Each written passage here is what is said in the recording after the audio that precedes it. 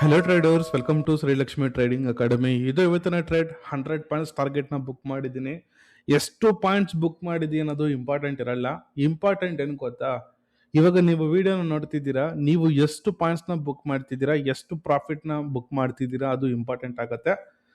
ನೀವು ಟ್ರೇಡ್ ಮಾಡ್ತಾ ಇದ್ರೆ ಚಾರ್ಟ್ನ ನೋಡ್ಬಿಟ್ಟು ಟ್ರೇಡ್ ಮಾಡ್ತೀರಾ, ಅಥವಾ ಟಿಪ್ಸ್ ನಿಮ್ಮ ಫ್ರೆಂಡ್ಸ್ ಇರ್ತಾರಲ್ವಾ, ಅವ್ರು ಯಾರಾದರೂ ಟಿಪ್ಸ್ ಕೊಡ್ತಾ ಇದ್ರೆ ನೀವು ಟ್ರೇಡ್ ಮಾಡ್ತಾ ಇದ್ದೀರಾ. ಟ್ರೂತ್ ಹೇಳ್ತೀನಿ ನೋಡಿ, ಸುಮಾರು ಜನರು ಇವತ್ತು ಮಾರ್ಕೆಟ್ ಅಲ್ಲಿ ಲಾಸ್ ಮಾಡಿರ್ತಾರೆ. ಯಾಕೆಂತಂದ್ರೆ ಸ್ಟ್ರಾಟಜಿ ಇರಲ್ಲ, ಪೇಷನ್ಸ್ ಇರಲ್ಲ, ಡಿಸಿಪ್ಲಿನ್ ಬಂದ್ಬಿಟ್ಟು ಜೀರೋ ಇರುತ್ತೆ. ಮಾರ್ಕೆಟ್ ಮೇಲೆ ಹೋಗ್ತಾ ಇದ್ರೆ ಸಾಕು ಬೈ ಮಾಡ್ಬಿಡ್ತಾರೆ, ಮಾರ್ಕೆಟ್ ಕೆಳಗಡೆ ಬಂದ್ರೆ ಸಾಕು ಸೇಲ್ ಮಾಡ್ತಾರೆ, ಇನ್ ಬಿಟ್ವೀನ್ ಅಲ್ಲಿ ಇದ್ರೆ ಲಾಸಸ್ ಮಾಡ್ಕೊಂಡು ಓವರ್ ಟ್ರೇಡಿಂಗ್ ಮಾಡ್ಬಿಡ್ತಾರೆ. ಇದು ಟ್ರೇಡಿಂಗ್ ಅಥವಾ ಗ್ಯಾಂಬ್ಲಿಂಗ್ ಅಂತ ಅನ್ಸುತ್ತೆ. ಒಂದೇ ಒಂದು ಅರ್ಥ ಮಾಡ್ಕೊಳ್ಳಿ, ನಾನೇನ್ ಮಾಡಿದ್ದೀನಿ ಅಂತಂದ್ರೆ, ಬಿಫೋರ್ ಓಪನಿಂಗ್ ದ ಮಾರ್ಕೆಟ್ ಒಂದು ಪ್ಲಾನ್ ಮಾಡ್ಕೊಂಡಿದ್ದೀನಿ. ಮಾರ್ಕೆಟ್ ಅಲ್ಲಿ ಕೆಲವು ಪ್ರೈಸ್ ಆಕ್ಷನ್ ಆಗ್ತಾ ಇತ್ತು. ಆಲ್ಮೋಸ್ಟ್ 20 to 30 ಮಿನಿಟ್ಸ್ ವೆಯ್ಟ್ ಮಾಡಿದ್ದೀನಿ. ಒಂದು ಪ್ರೈಸ್ ಆಕ್ಷನ್ ಅಲ್ಲಿ ನನಗೆ ಟ್ರೇಡ್ ಸಿಕ್ತು. ಈವನ್ ಈ ಒಂದು ಟ್ರೇಡ್ ಅಲ್ಲಿ 100 ಪಾಯಿಂಟ್ಸ್ ಹೋಗುತ್ತೆ ಅಂತ ಗೊತ್ತಾಯ್ತು. ಹಾಗಾಗಿ ನಾನು ರಿಸ್ಕ್ ಮಾಡಿದೆ. ಓಕೆ, ಒಂದು ರಿಯಾಲಿಟಿ ಹೇಳ್ತೀನಿ ನೋಡಿ, ಮಾರ್ಕೆಟ್ ಅಲ್ಲಿ ದುಡ್ಡಿದೆ, ಅರ್ನ್ ಮಾಡೋದು ಅಷ್ಟು ಕಷ್ಟ ಏನೂ ಇಲ್ಲ. ಆದ್ರೆ ಮಾರ್ಕೆಟ್ ಅಲ್ಲಿ ಮತ್ತೆ ಹೇಳ್ತೀನಿ ನೋಡಿ, ಮಾರ್ಕೆಟ್ ಅಲ್ಲಿ ದುಡ್ಡು ಜಾಸ್ತಿ ಇದೆ ಸರ್, ಅರ್ನ್ ಮಾಡೋದು ಕಷ್ಟ ಏನು ಇರಲ್ಲ.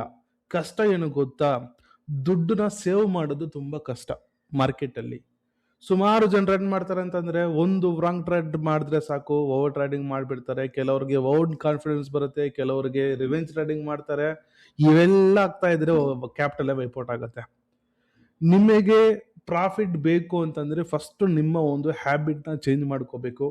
ಲೇಟ್ ಎಂಟ್ರಿ ಮಾಡಬಾರ್ದು, ಅರ್ಲಿ ಆಗಿ ನಾವು ಪ್ಯಾನಿಕ್ ಅಲ್ಲಿ ಟ್ರೇಡ್ ಮಾಡಬಾರ್ದು, ಸ್ಟಾಪ್ ಲಾಸ್ ನ ಖಂಡಿತ ಫಿಕ್ಸ್ ಆಗ್ಬೇಕು. ಇವೆಲ್ಲ ಇರುತ್ತೆ. ಸುಮಾರು ಮಾರ್ಕೆಟ್ ಅಲ್ಲಿ ಸೈಕಾಲಜಿ ಇರುತ್ತೆ, ಆ ಸೈಕಾಲಜಿನ ಕಲಿಬೇಕು.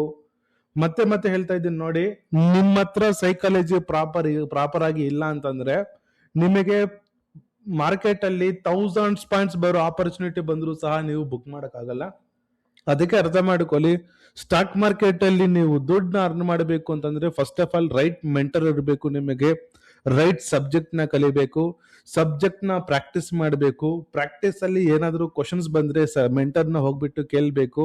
ಇವೆಲ್ಲ ಆದ್ರೇನೆ ನಿಮಗೆ ಸ್ಟಾಕ್ ಮಾರ್ಕೆಟ್ ಅಲ್ಲಿ ಪ್ರಾಫಿಟ್ ಇರುತ್ತೆ. ಬೈ ಗಾಡ್ ಗ್ರೇಸ್ ನನ್ನ ಹತ್ರ ಇರೋರು ಡೈಲಿ 1:3 ಬುಕ್ ಮಾಡ್ಕೊಂಡು ಆಚೆ ಬರ್ತಾ ಇದ್ದಾರೆ.